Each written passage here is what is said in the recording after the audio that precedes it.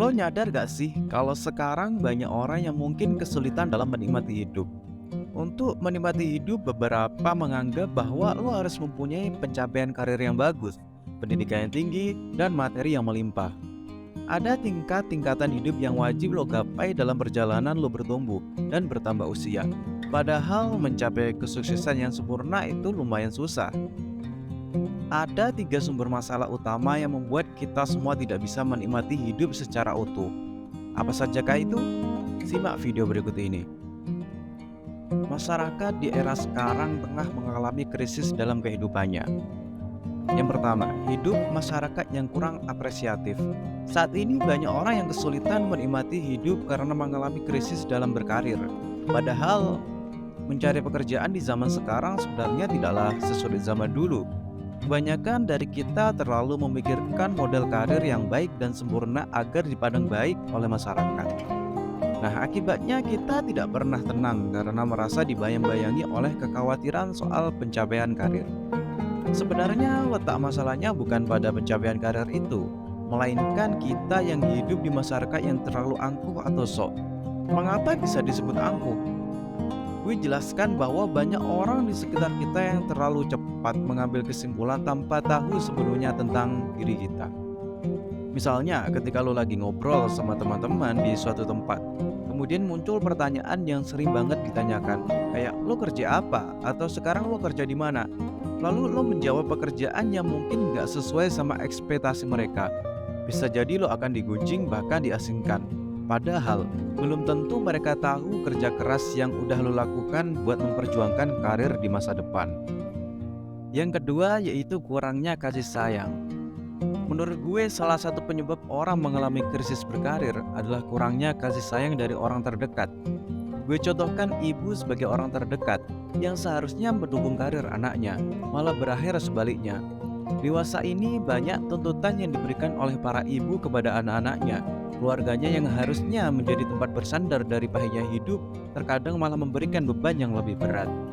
Tuntutan yang ada akhirnya membuat kita semakin memperhatikan pencapaian karir. Bahkan sekarang ini kita tengah hidup dalam era materialistis, di mana definisi kebahagiaan dikaitkan erat dengan urusan materi.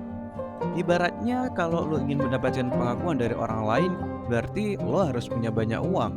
Jadi bisa saja orang di luar sana yang punya rumah mewah dan mobil bagus itu sebenarnya hanyalah orang yang rapuh dan haus akan kasih sayang. Satu-satunya hal yang bisa dilakukan untuk mendapatkan kasih sayang itu adalah punya materi yang melimpah. Yang ketiga yaitu meritokrasi.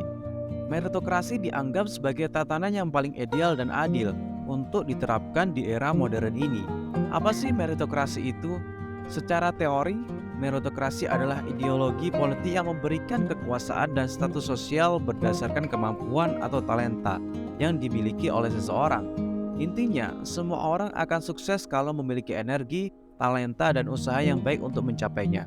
Namun, pada kenyataannya bahwa meritokrasi juga bisa menjadi salah satu penyebab kita terobsesi dengan pencapaian karir. Lantaran akan timbul kepercayaan di dalam masyarakat bahwa orang yang berhasil itu merupakan hasil usaha keras, sementara orang yang gagal itu akibat kurang berusaha untuk mencapainya. Keberhasilan akan jadi hal yang menyenangkan, sedangkan kegagalan adalah suatu hal yang sangat menyakitkan.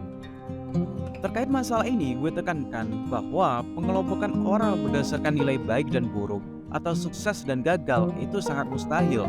Banyak faktor di luar itu yang perlu dipertimbangkan. Misalnya, seseorang yang lahir dalam keadaan cacat, punya penyakit bawaan, terjadi kecelakaan, dan lain-lain. Jadi, di dunia ini janganlah mudah menghakimi orang lain tanpa mengetahui nilai terdalam dari orang tersebut, sebab nilai kesuksesan itu relatif. Tiga masalah utama yang sudah gue jelasin bisa lo jadikan acuan untuk mencapai makna kesuksesan. Faktanya untuk menjadi Bill Gates, Elon Musk, atau Stephen Jobs itu sebenarnya kemungkinannya sangat kecil. Kebanyakan dari kita nantinya akan menjalani hidup biasa aja, dan hidup biasa saja itu ternyata indah banget. Lo hanya butuh dua hal ini untuk mencapainya. Apa saja?